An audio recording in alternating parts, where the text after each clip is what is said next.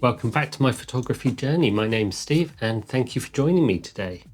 Today I want to talk about the fact that I reached 500 subscribers recently, and as you may have seen, I actually bought a Nikon Z30 as my celebration. I bought it from mpb.com, and as by now I got a discount code, so I'll leave that in the description if you want to use that. That's more than welcome to it. But here it is. This is the Nikon Z30. Now it's come in a box that says it's the 16-50 kit, so it's not, it's just the camera.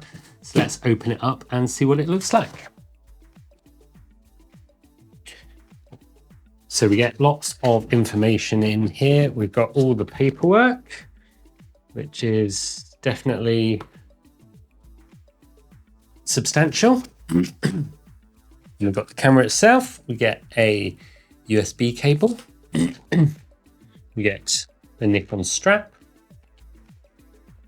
and a cover for the hot shoe, and that's it, and the camera. But the camera's not in here. The camera is actually filming me right now. So this is the Nikon Z30, and next to it on here is the Nikon Z5. So I wanted to do a little bit of a side-by-side comparison, talking to the Nikon Z30 and the Nikon Z5 to see what the picture quality is like, what the zoom is like, what the cropping and everything like that. So this is as close as I could get them next to each other. Looking at it now, the picture from the Z30 is slightly higher, I think. Look at the position of the cameras, but other than that, they look kind of identical positioning really. So we'll be able to tell whether there's much of a difference in the video quality between the two. And like I said, what I want to do is film myself a bit more using the Z5.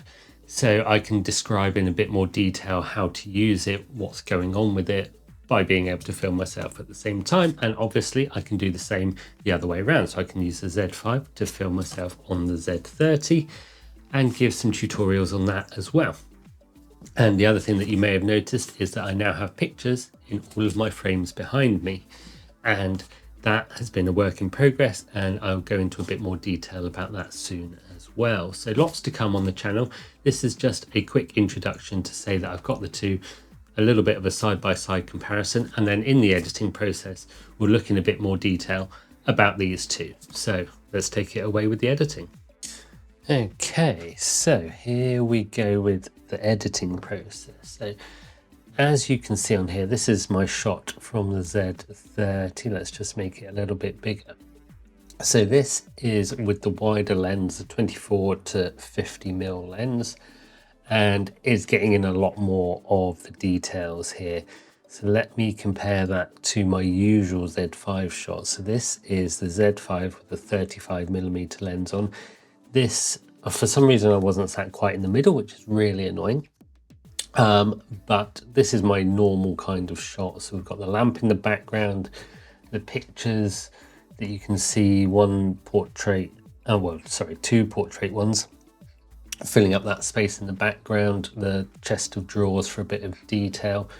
But I kind of fit in quite well into that middle there. Let's just make it a little bit bigger so that we can see. And then on the other one, the Z30, so terrible freeze frame, there we go. But you can see a lot more of what's going on. You can see the plant that I really need to put in a pot.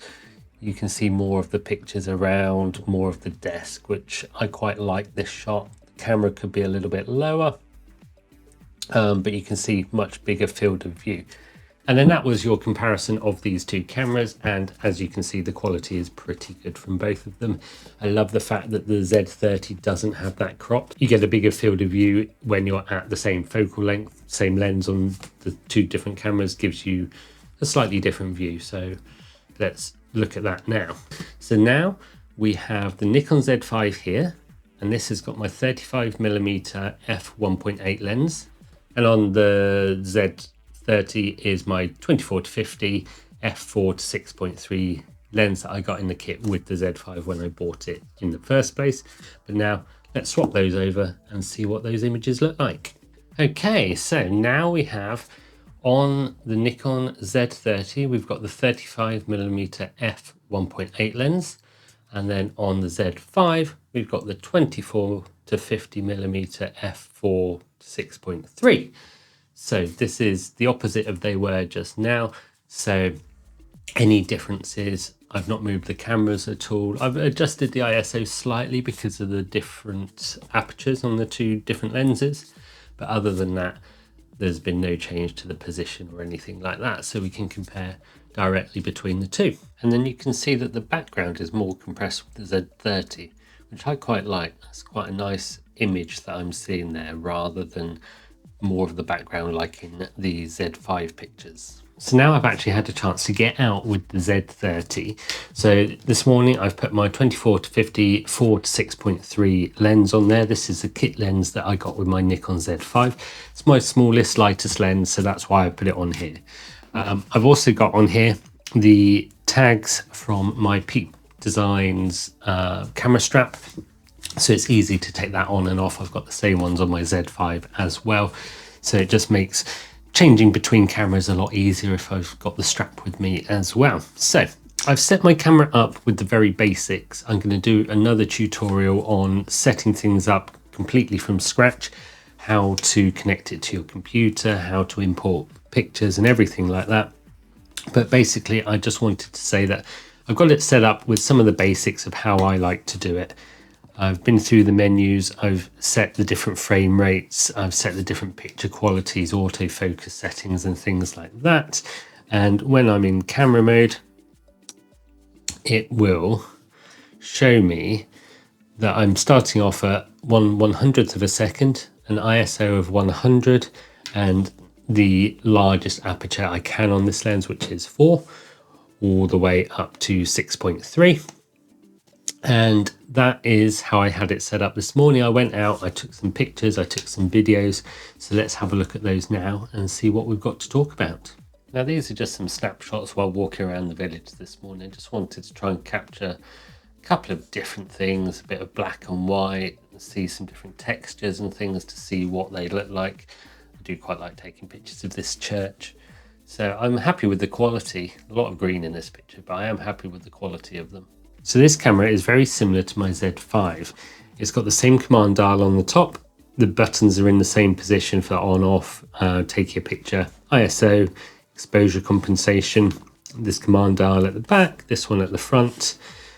The strangest thing that I've found so far is not having a electronic viewfinder. You've only got the screen on the back. The screen on the back does go completely round so that you can have it in a kind of self-portrait mode, so that when you're looking at the camera, you can see yourself on the screen on there to make sure that you're framed properly. So I've tried that out. So let's have a quick look at that now. So this is in facing me 24 f4, I believe, and just to test with the inbuilt microphone and I'm at the park.